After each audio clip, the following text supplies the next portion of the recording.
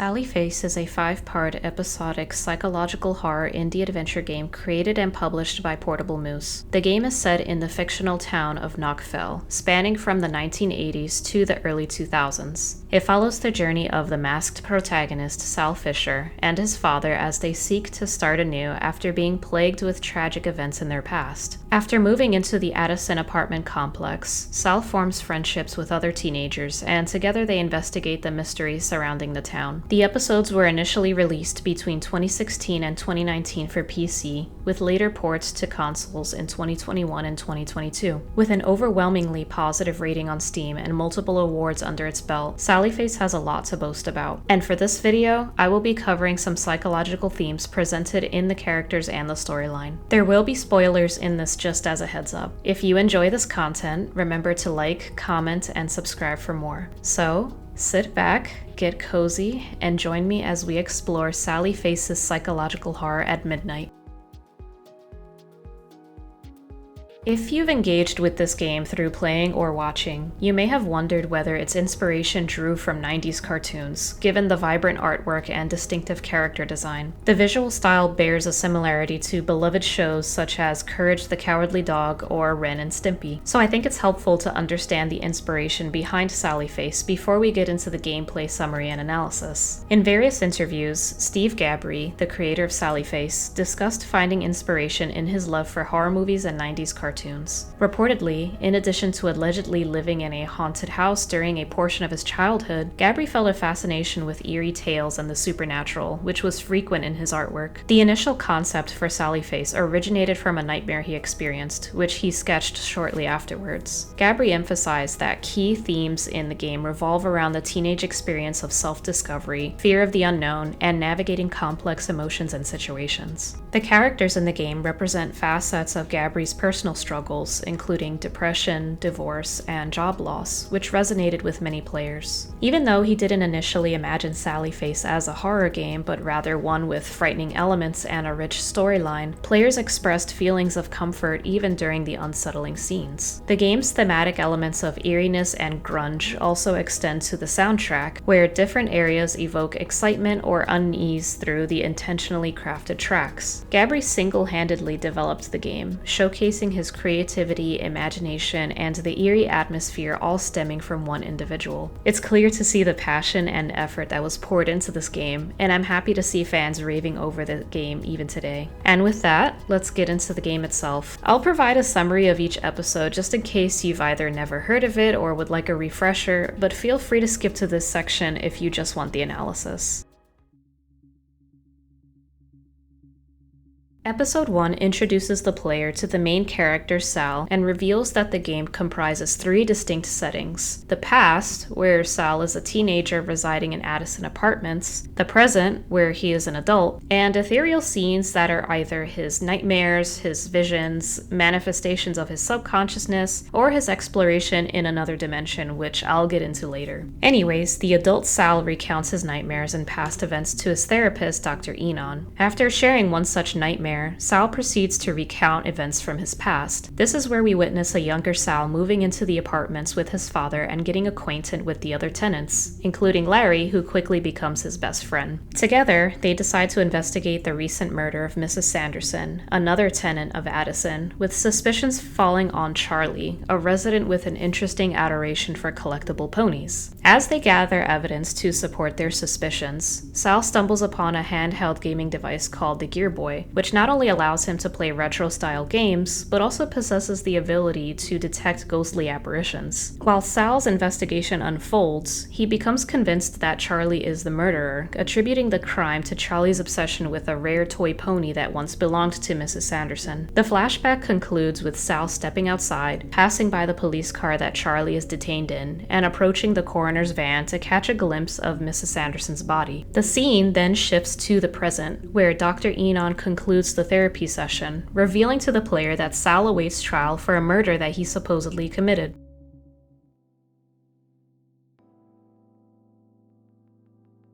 Episode 2 begins with 2 nightmares that Sal has. The first involving a brief interaction with his mother before his face is covered in blood, and the second involving Larry reenacting the events leading up to Mrs. Sanderson's death. Sal wakes up from these nightmares and opens up about them to Larry. Larry then shares his own ordeal about his father's mysterious disappearance, leading Sal to his treehouse, where he discovers a metal puzzle box. Taking it with him, Sal continues his investigation of the apartment's paranormal activity, forming new friendships with Ash and Todd, the latter assisting in his paranormal inquiries. Through conversations with the spirits haunting the building's bathrooms and playable minigames on the upgraded Gear Boy, Sal uncovers hints of a darker backstory, hinting at a long-standing cult's involvement with the apartment complex. After solving the metal puzzle box, Sal finds a computer chip inside, which Todd installs, leading to a glitch that temporarily transports Sal to a limbo-like state where he hears a cryptic message. After returning to Todd's apartment, Sal finds himself in a slightly altered timeline. In this reality, Todd never received a computer chip from Sal, Larry never possessed a metal puzzle box, and Sal found a Rubik's Cube instead of the puzzle box in the treehouse. Sal later discovers an evil spirit on the 5th floor of the apartments before he's saved by Larry, who then questions whether his father willingly abandoned his family. Returning to the present, Dr. Enon concludes his session with Sal, revealing it to be the last before his impending trial. Expressing disappointment over what he perceives as Sal's fictionalized retelling of events, Dr. Enon dismisses the paranormal mysteries as fairy tales. Sal begs Dr. Enon to visit the treehouse, which he does out of curiosity. However, as Dr. Enon explores the abandoned Addison apartments and the treehouse, Larry's ghost appears, warning him to bring Sal back and prevent him from going to jail. Unfortunately, this terrifies Dr. Enon and he falls to his death.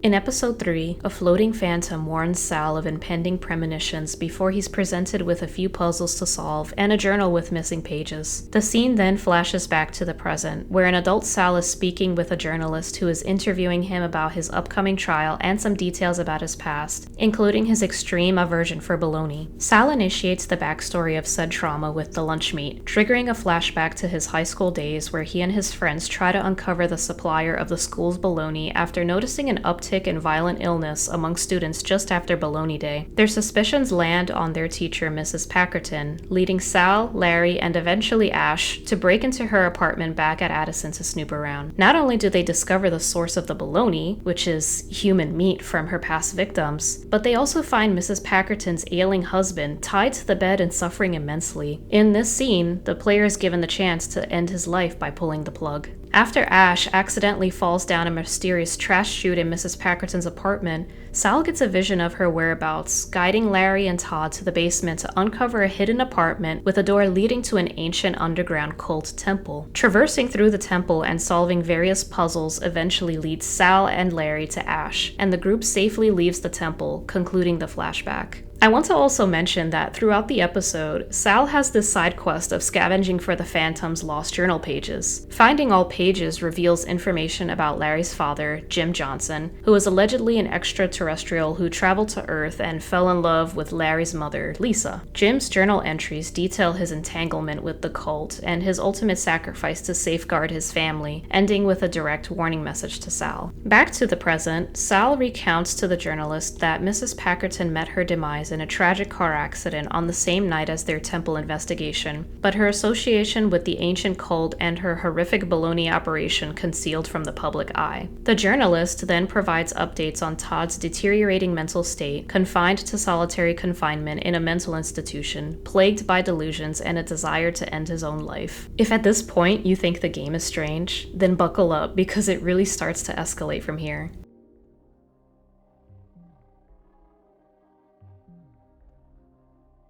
Episode 4 begins with a series of increasingly disturbing scenes featuring Sal, culminating in him finding himself in a black and white landscape where he encounters Beelzebub, a monstrous entity, and is compelled to contemplate art that hints at the nature of suffering and tragedy, possibly relating to himself or other residents of the apartment complex. In this realm, Sal discovers a TV and VCR set with a tape depicting a woman trapped in a mysterious room and slowly descending into despair. Throughout the episode, Sal uncovers more tapes escapes, showing the woman's deterioration into darkness. In the present, adult Sal is at his trial, and he is determined to reveal the truth despite the skepticism he might receive. In this flashback, years after high school, the player encounters young adult Sal living with Todd, his partner Neil, and eventually Larry. Sal and Larry decide to investigate Addison Apartments for potential cult activity. Later, Sal meets up with Ash, who has moved to the city and is temporarily visiting him. They go to the lake and share a moment together before Sal heads back and tells Todd the plan to investigate the apartments that night. Unfortunately, Larry sends ominous text messages to Sal, causing Sal to race over to the treehouse, but merely finding a note attached to the tree, confirming that Larry is no longer alive. The context, as well as the wiki, detail that he took his own life using an alcohol bottle with unknown contents in order to stop the influence of the Red-Eyed Demon, an entity brought on by the cult. Todd gives Sal a modified guitar, triggering a vision from Allison Rosenberg's ghost, urging him to confront the cult. Sal is then teleported to the rooftop of Addison Apartments alongside the ghost of Larry, and they're tasked with solving puzzles while making their way to the ground floor. When Sal reaches Terrence Addison's apartment, the owner of the building, he confronts him transformed as a monstrous entity, whom Sal then defeats. In a vision, young Terrence instructs Sal to eradicate everyone in the apartment to stop the spread of darkness, which Sal does. Sal finds a bewildered and heavily injured Todd at the entrance, who tells him that he had teleported to the cult temple and now feels something sinister within him. Police arrive, and the scene shifts to the present-day courtroom, where Ash pleads for Sal's psychiatric help. Dr. Enon is called to the stand to testify, even though he was revealed to have died in episode 2, which suggests that this fake Dr. Enon is under the influence of the cult. With that, the jury convicts Sal, and the judge sentences him to death.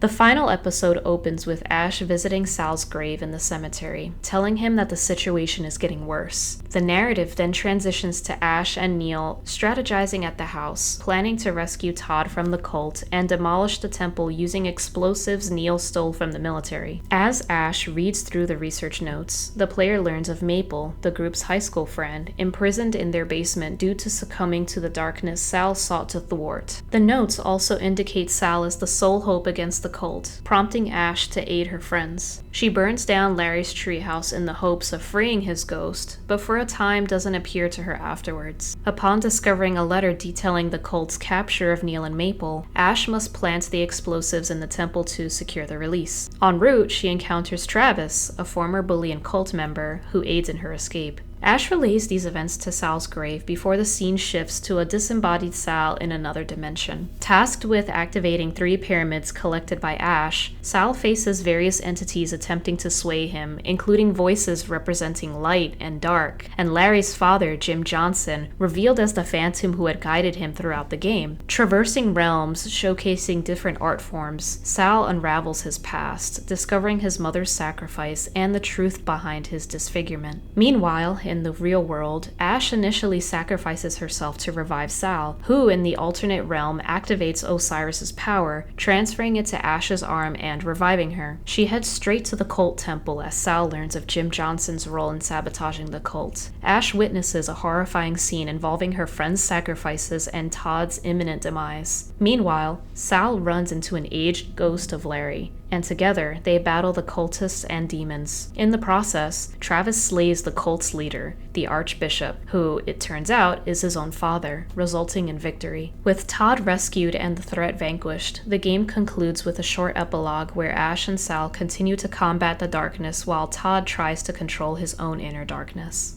And with that, the journey through Sallyface comes to an end. While I've provided a rather condensed overview of the plot and lore, if you're interested in seeing the full game, check out my gameplay videos on the channel. I also highly recommend Gamersalt's timeline and ending explained videos for a more thorough breakdown of the storyline. For this next part of the video, I actually want to get into the psychological themes of some of the characters and how they fit into the overarching themes presented in the game. Sally Face is a game full of unexpected plot twists and fantastical elements, from supernatural encounters to hallucinatory abstractions. Yet, it is also full of complex psychological and emotional themes, with each character embodying struggles that many of us can relate to. While there are many characters to discuss, I'll instead focus on the core friend group and highlight a few honorable and also not so honorable mentions. Let's start with Todd Morrison, the intelligent and tech-savvy member of the friend group. Todd is always ready to help Sal and the others in their investigations, contributing significantly by building devices capable of altering or communicating with supernatural realms. Amid the game's uncertainty and the looming darkness of the cult, Todd remains calm, focusing on making sense of everything through logical reasoning. Even years after high school, he meticulously documents his observations on ghosts, the ancient cult, and the encroaching darkness. Though not explicitly stated in the game, Todd's behavior suggests possible anxiety or obsessive-compulsive tendencies. His fascination with the supernatural and thorough studies may be ways to manage underlying anxiety about the unknown. This intense focus sometimes isolates Todd, as he's often found alone working on his next invention. However, Todd receives a lot of love and support from his friends and family, which is evident in how they interact with him and in his resulting sense of purpose and desire to uncover the truth. Studies show that having a strong support network, even with just a few people, improves overall well-being. The American Psychological Association, or APA, cites research from the National Library of Medicine indicating that social support reduces stress and builds resilience. Conversely, the APA highlights that loneliness can have detrimental effects, leading to health and psychological problems down the line. Todd's support system contrasts sharply with that of Travis Phelps, the high school bully turned cultist. While Todd's sexuality is mentioned casually, Travis is discovered by Sal in the boys' bathroom, silently crying with an undelivered confession letter beside the trash can. Travis's father's disapproval of homosexuality devastates him, leading to his frustration and projection of anger onto other kids at school. Feeling unaccepted by those closest to him, Travis becomes isolated, often sitting by himself and wallowing in self-pity. Despite his rough edges and joining his father's cult after high school, Travis eventually helps the friend group he once bullied. Sal comforting him back then may have turned over a new leaf within Travis, leading him to defeat his father and sacrifice himself to stop the spread of the cult. After the cult is defeated and Todd survives nearly becoming a vessel for the Red-Eyed Demon, Todd maintains his wits and holds the Red-Eyed Demon at bay, despite still being partially possessed by the ancient creature. He continues to combat the darkness alongside Ash and Sal. Todd serves as the reliable and knowledgeable friend with an exceptional knack for problem-solving and observation. Without his involvement, Sal and the others wouldn't have made it very far. Ashley Campbell, better known as Ash, is the empathetic and compassionate heart of the friend group. Ash consistently supports Sal, Larry, and Todd by providing emotional support and understanding. Even though she was initially skeptical about the supernatural, Ash goes the extra mile for her friends, whether that involves investigating mysterious baloney in high school or fighting to prevent Sal's execution as an adult. She's also so daring, as she even sacrifices herself to gain godlike powers, allowing her to demolish the cult members and demonic beings almost instantly. Now, Ash doesn't seem to display the same mental or emotional struggles like anxiety or depression like some of the other characters, but she relies on her strong support system and incredible resilience as coping mechanisms. As Neil Gaiman famously said, "Being brave doesn't mean you aren't scared. Being brave means you are scared, really scared, badly scared, and you do the right thing anyway." This positive influence is seen throughout the game as Ash's determination and self-confidence contribute significantly to the group's efforts against the cult. Unfortunately, the absence of this assurance that is present in Ash is heavily evident in another character. First encountered by Sal in room 504 of the Addison apartments, Megan Holmes is a young girl who becomes a ghost after her untimely death. Unlike Ash, who is surrounded by friends and support, Megan is isolated and trapped in the Addison apartments, haunted by the trauma of her death and the events leading up to it, which involved her mother's infidelity and her father's influence by the Red-Eyed Demon. Given her parents' state of being just before her death, she probably didn't receive much emotional support from her family, which might might have left her feeling isolated, and her tragic death leaves her spirit in a state of unrest. But despite this, she's in an almost childlike curiosity and innocence, implying that she retained the cognitive development level that she had just before her death. Nonetheless, Megan's interactions with Sal reveal her longing for peace and understanding, yet she lacks the means to move on. Similar to Todd and Travis, the contrast between Megan and Ash really shows the impact that a support system can have on an individual. To conclude Ash's account, she truly embodies the compassionate friend we all long for, someone who tries to understand us even when we make mistakes. She's a friend anyone would be blessed to have.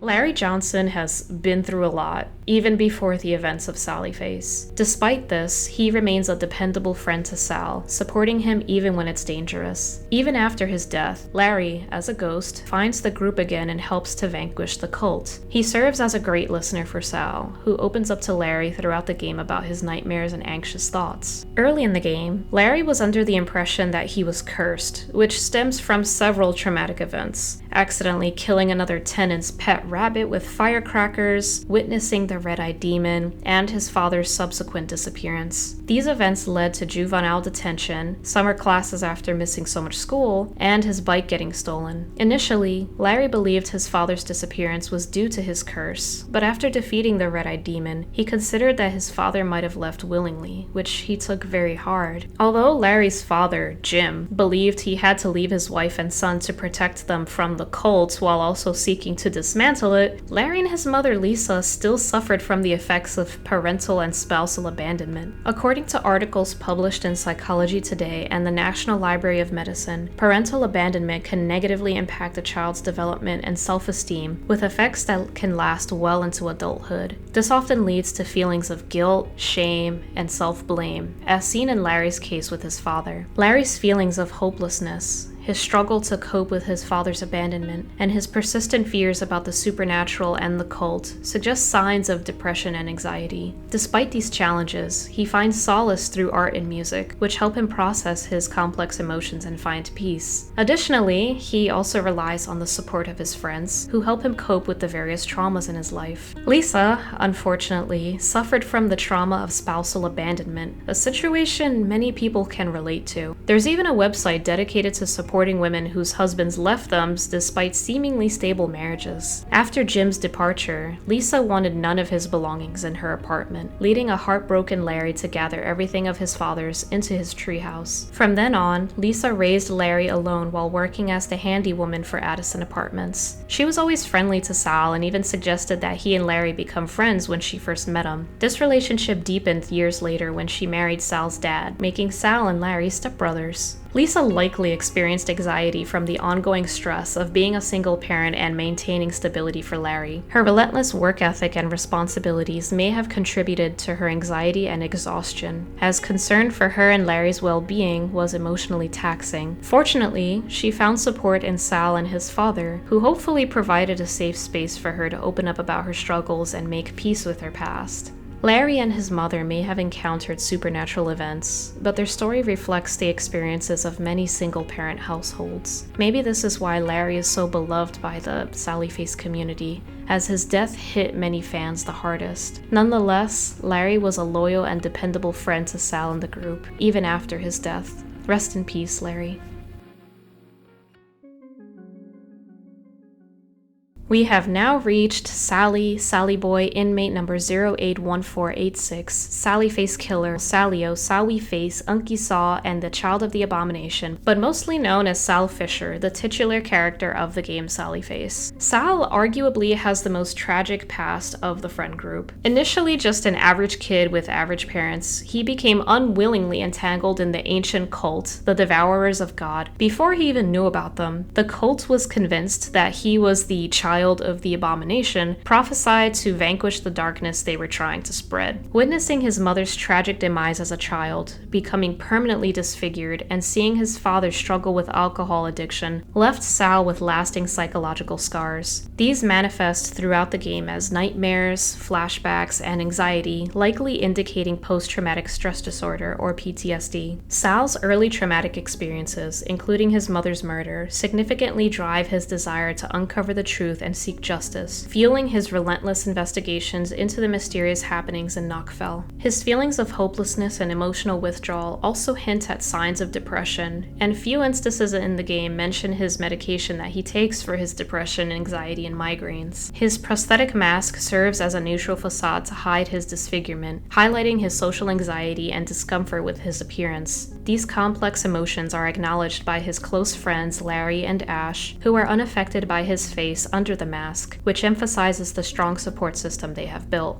Since I got into the habit of comparing two characters in the previous sections, let's talk about the other masked character in the game, Kenneth Phelps. In case this wasn't made clear earlier, he was the one who fatally struck Sal's mother and disfigured Sal's face when he was a young child, in an effort to prevent the Child of the Abomination from fulfilling the prophecy of destroying the ancient cult Kenneth's family was a part of. This cult dates back several generations and has a growing influence on society. Despite this, only Sal, his friends, and a few others recognize the cult's damaging effects and its ultimate goal of leading humanity into the darkness of demonic entities. But is it really that strange? How could a cult convince its members to be part of something so horrific? Well, remember the recurring themes of isolation, loneliness, fear, depression, and anxiety? Many people struggle with these issues, creating a perfect recipe for cults to thrive. Even if someone isn't initially struggling with these emotions, a cult can instill fear and isolation, eventually leading them to depend solely on the cult while cutting off everyone else and eliminating any chance for their views to be challenged. As Big Think explains, using these techniques, doomsday cults break down your sense of self and any notion of true or false, right or wrong. They then fill these gaps with cult dependency and the offer of salvation. You're broken? We can fix you. You have nowhere to go? We can offer you a home. No one wants you? We are your family. This kind of emotional manipulation is common, not just in cults, but also in abusive relationships. If someone can make you feel insecure, incomplete, and inadequate, they can present themselves as the solution. In the game, other measures likely contributed to the spread of the Devourers of God's influence. Blackmail and manipulation are probable tactics, especially given the cult's reach into the highest levels of society. Combined with the madness-inducing darkness and demonic entities, these tactics create an almost unstoppable force, strengthened mainly by the loyalty of its members, including Kenneth Phelps. Though Sal and Kenneth both don masks to shield their physical features, their true intentions and identities are revealed from within. Moving to Knockfell is bittersweet for Sal. He meets his closest friends, who accept him without judgment, but after tragically ending so many lives, his life ends tragically at the hands of the court, most likely puppeteered by the cult that pursued him most of his life. However, even though his life on Earth ends, his friendships and pursuit of justice transcend even the most supernatural dimensions.